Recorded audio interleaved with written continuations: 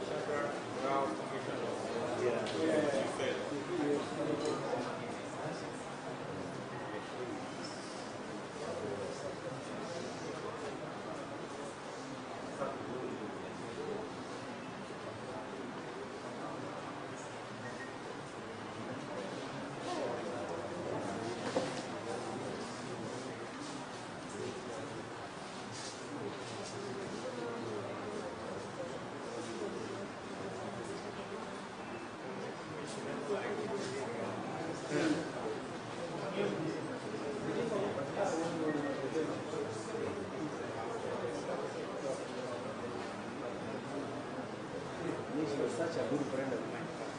City Commission came for a week, came to Nairobi City. Even if for me, now we are just listening.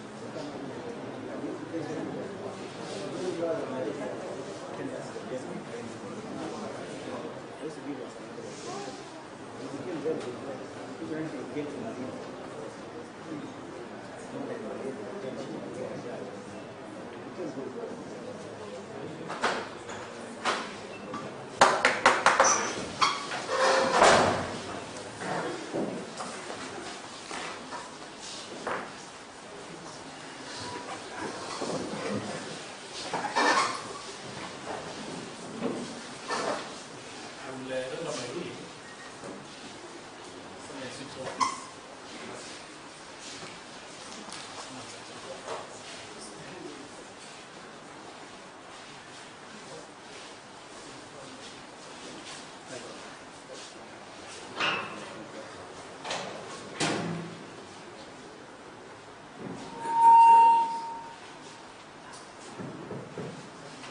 The oral application,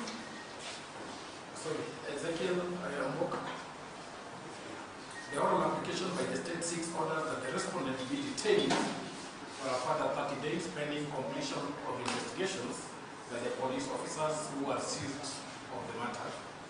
The counsel for the state have submitted that there are now new developments as autopsies conducted on bodies that were recovered from Shakahola mass graves indicate that some of the victims died of strangulation and there is also evidence of blunt trauma on others. This report, all information, urged the prosecution counsel was not available in the state at the time the motion dated on the 8th of April was presented, hence the new basis for orders being sought. The state has relied on the affidavit of Mr. George Muriuki, ASP, sworn today, whose contents in the form of depositions I will summarize as follows: that there have been a substantial change of circumstances that warrant the court for grant custodial orders of the respondent for a fresh period of 30 days to make a total of 37 days. That there is evidence that deaths occurred in the respondent's church as per the OB reports annexed to the deponent's earlier affidavit in support of the application dated 28th of April, that although the deaths were reported to the police, there was no reason at the time to suspect that the cause of death was criminal in nature, as no autopsies had been conducted on the bodies at the time.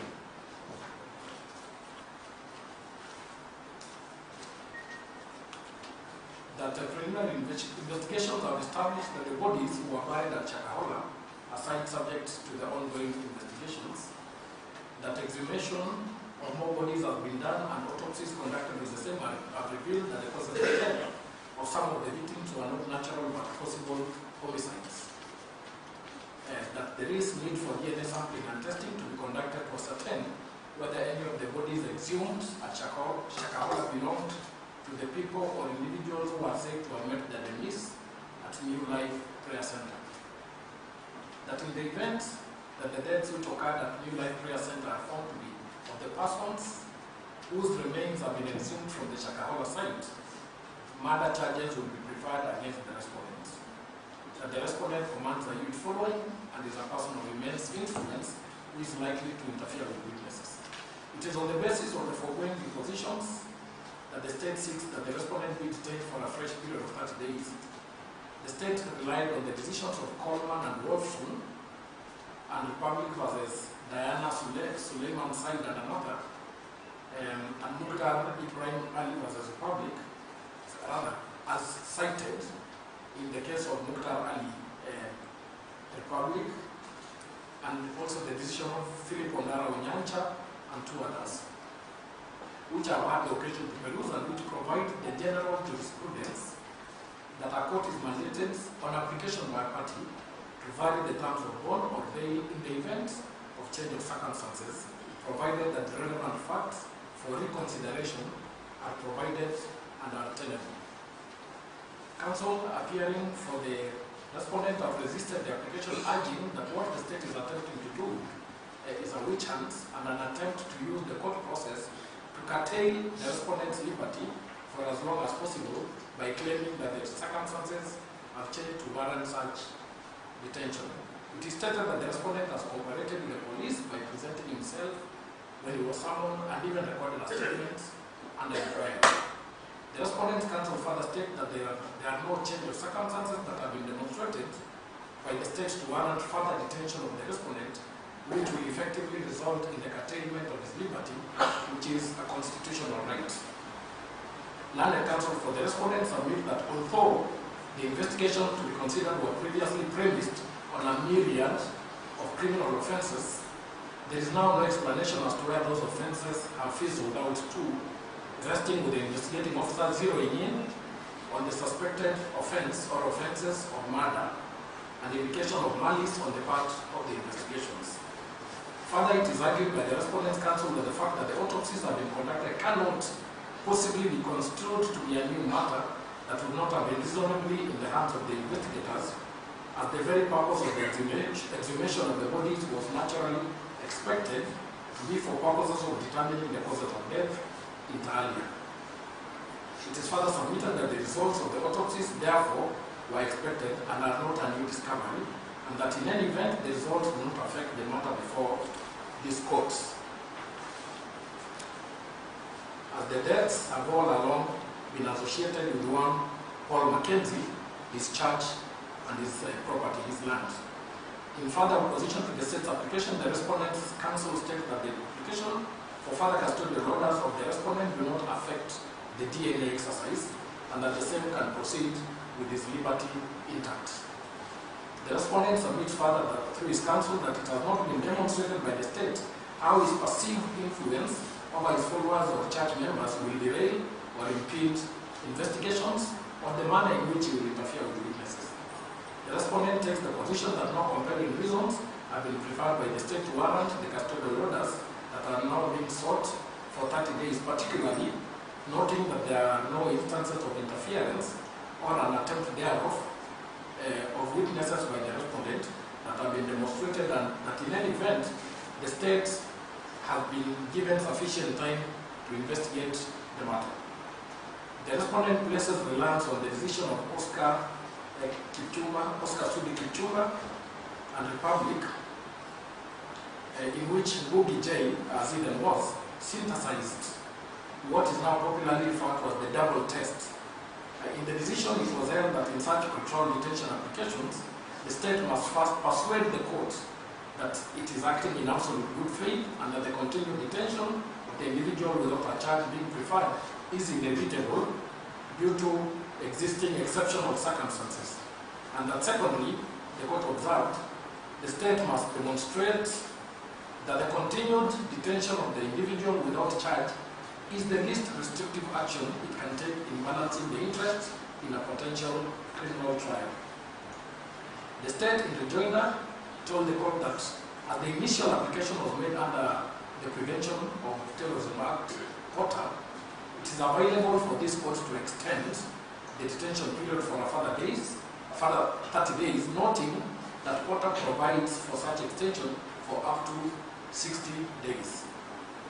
It should be 360 days, I'm sorry. 360 days.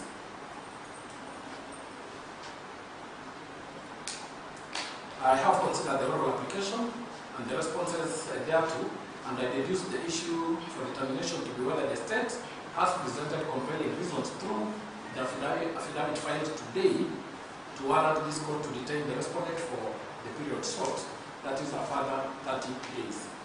I well appreciate the two decisions relied upon by the state,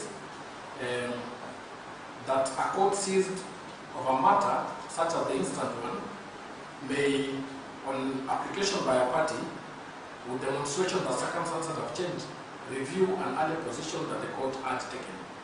The question I will then pose is whether the contents of the affidavit presented provide sufficient material that would amount to compelling reasons to warrant the issuance of the orders that the state seeks.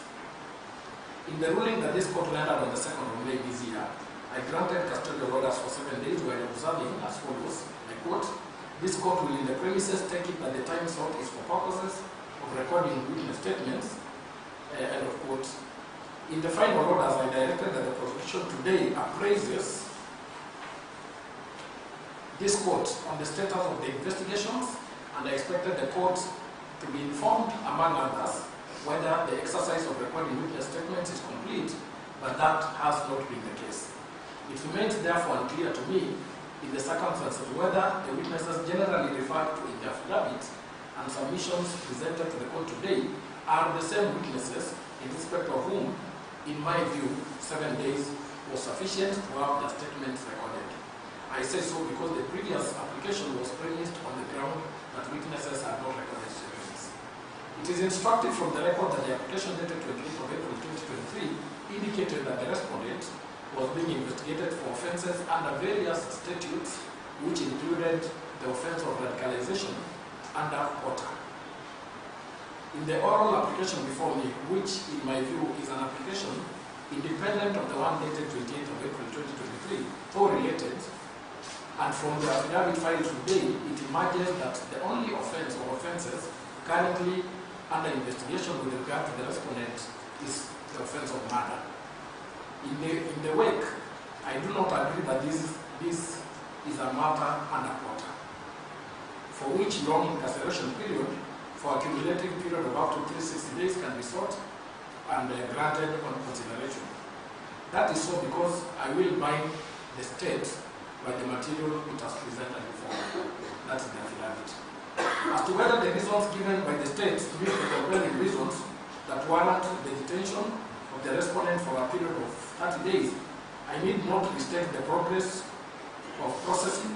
It states that the progress of processing the witnesses has not been reported to this court, and it cannot be sufficient to be generally stated under one umbrella that the respondent will interfere with the witnesses in the premises, whereas it was clear that the intention for securing the initial period of 7 days was for purposes of recording the statements as construed by what was presented before me. The state has also provided the reason that DNA sampling and testing of the remains exhumed from the Shakahola scene has not been done. The question that is unanswered, considering that the onus to prove that the compelling reasons are bound remains with the state, is how will the respondent's liberty hamper or impede DNA sampling and testing? The state has not provided an answer to this question.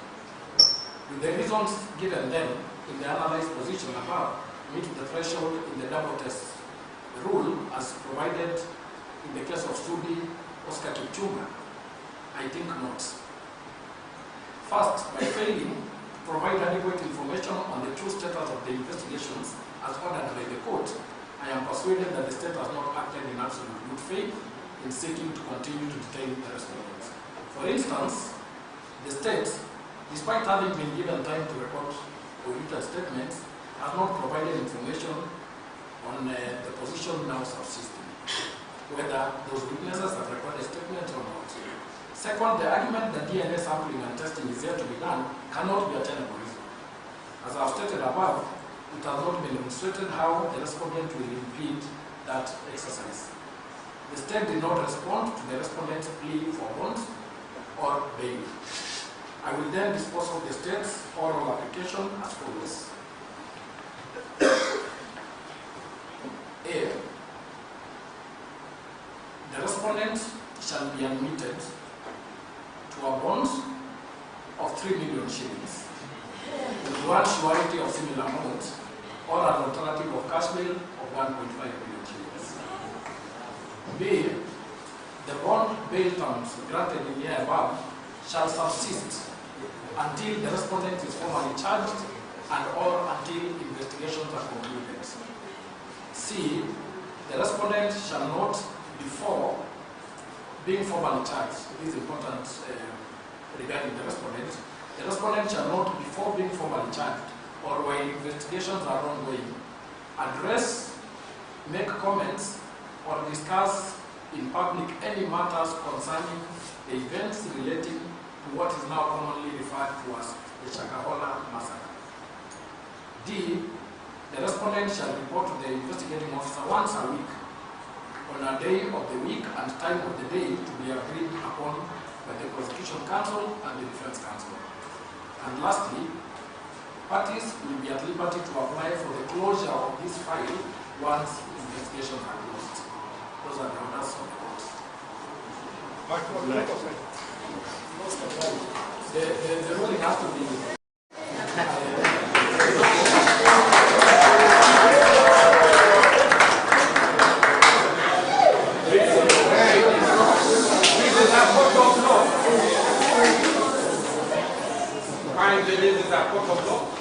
so the ruling, I have to type it in a hurry. Yes. I need to polish it up, and so you'll have a problem.